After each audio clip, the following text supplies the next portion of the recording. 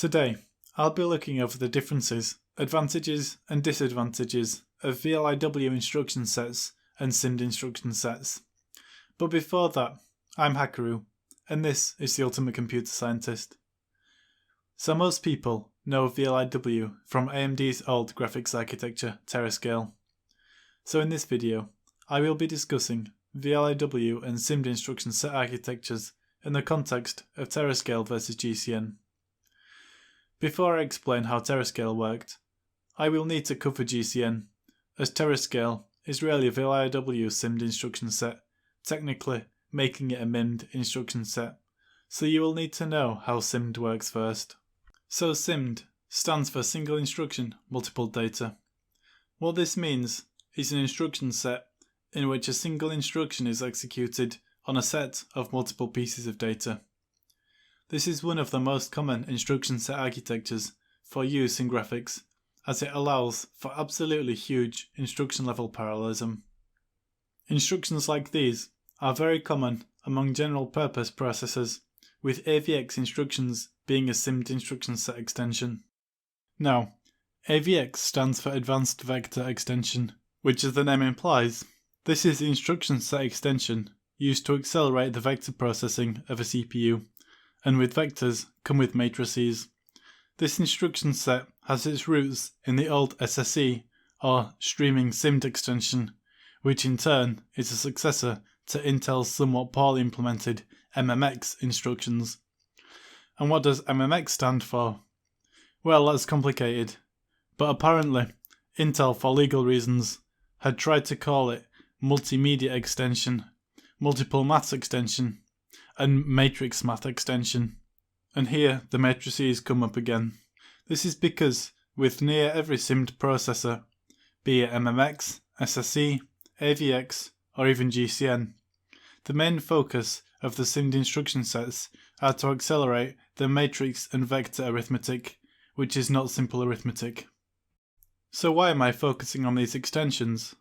Well, back in the days of MMX and even SSE, software renders were relatively common in game engines, as OpenGL and Direct3D were clunky and GP support was a bit haywire. You may even have had to pick your graphics card based on what games you wanted to play. So back in those days, as a result, the task of running games renderer fell on the CPU sometimes. So what we have to ask ourselves is what mathematically makes game rendering possible?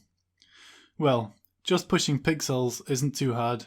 A 1080p display has just over 2 million pixels, which sounds like a lot, but realistically, for a processor operating with 4 billion clock cycles per second, all of a sudden 2 million instructions do not sound like that much. The real problem with software renderers are actually constructing the scene, that is, translating and positioning objects in a 2D, or worse, 3D world. The reason for this is that rendered objects are represented by points in space called vertices. Now this is where the extensions come into play, as each vertex is pointed to via a translation vector, and edges between vertices are represented by vectors. So basically, we can reference points in 2D or 3D space using a 3D and 4D vector respectively.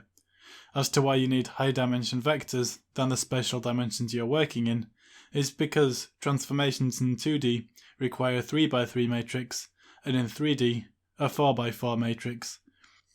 Basically, in graphics rendering, you use a vector to locate a vertex, and then a matrix to scale, rotate, and translate said vector. If you want to do all of those things, which is a very common thing in graphics rendering, you need to combine all of those matrices into a single one. Basically, a matrix is just information that holds that transformation. That is the movement you want to apply to a vector. So if you have an object and you want to rotate it, you would multiply its various position vectors by a rotation matrix. If you combine these matrices, you can get a matrix that will do multiple transformations in one go. So coming back to MMX, SSE and AVX extensions, now you can see why these instructions were used to drive the rendering of CPU renders. All positioning of items in the 2D or 3D world had to be located using their high vector and matrix throughput. But this is still only half of the story. See, it's all good and well having hardware that can multiply matrices and vectors, but then we're back at square one. We have thousands upon thousands, if not millions of vectors. According to Raja Koduri, remember, the scene of Deus Ex has 220 million polygons and in the region of 2 million polygons visible at any one time. Each polygon may be a triangle, or it may be more complex. But imagine each were just a triangle, which has 3 vertices.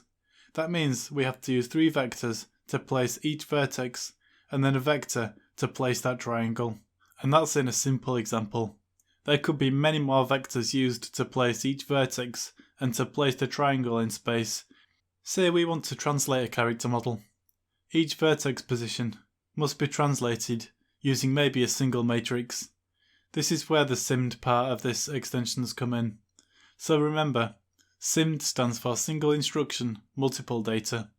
What this means is if you call one instruction maybe a multiply instruction, you can have this instruction multiply all of those vectors with a single matrix, i.e.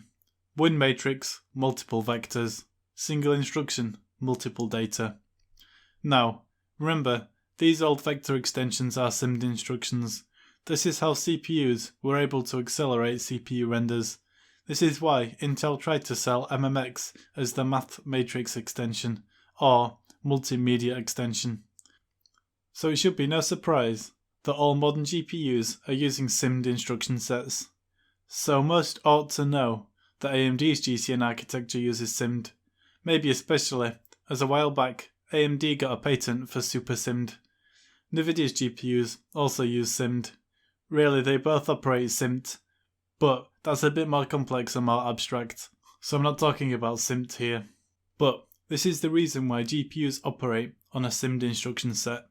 The 3D arithmetic for your graphics is extremely extensive, but also highly parallelizable. You can execute many transformations in one go, so maybe your GPU can execute a transform on 64 vectors in the example of AMD compute units.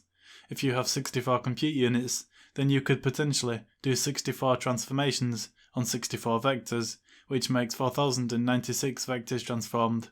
This is the power of SIMD. Now that you know about what SIMD is, let's talk VLIW. So in the context of TerraScale, the reason why I had to explain SIMD first is because TerraScale is actually still a SIMD processor. It's unlikely that we will be seeing any non-SIMD GPUs anytime soon, as you really do just need to be able to call one instruction and see a massive amount of work completed. So TerraScale is really just a VLIW SIMD GPU. Now, VLIW, or Very Long Instruction Word, is really an instruction where the instruction contains multiple sub-instructions. So here, a word is like a macro instruction.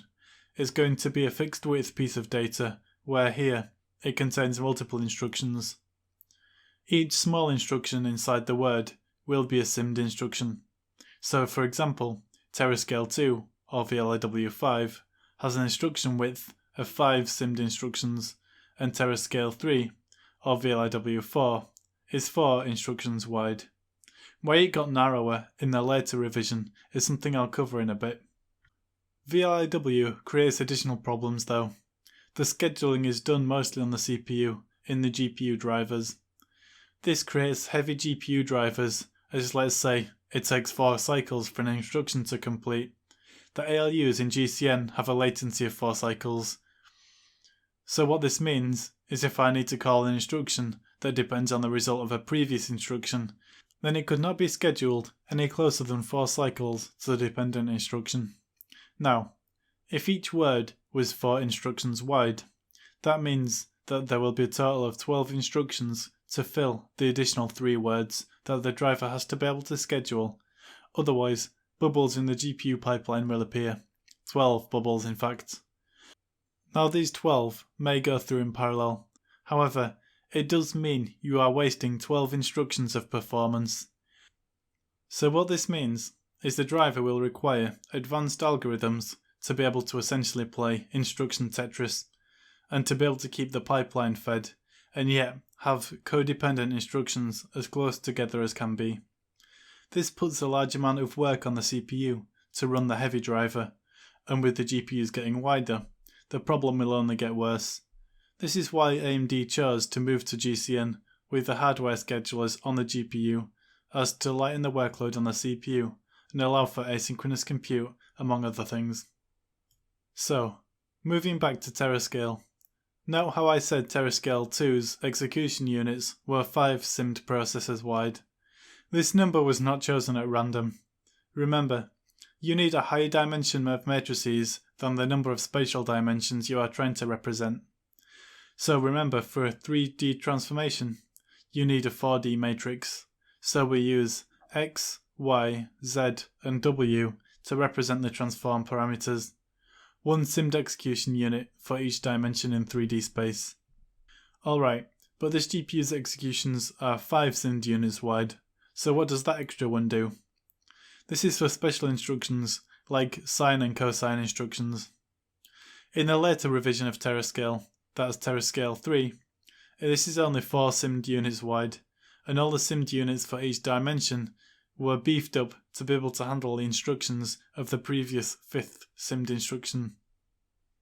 So to sum it all up, a VLIW instruction set is an instruction set where multiple RISC instructions are packed into one very large word. SIMD instructions are an instruction which will be performed on multiple pieces of data, so you only have to call one instruction targeted at multiple pieces of data and the whole job gets done in one instruction. ATI/AMD had been using VLIW SIMD instructions to issue small SIMD instructions to the GPU. This creates scheduling difficulty as GPU instruction rates increase. This difficulty also increased to the point where there had to be another solution. NVIDIA already had their Tesla architecture, which used a RISC SIMD instruction set. Anyway, that's all for today. I hope you've enjoyed and learned something.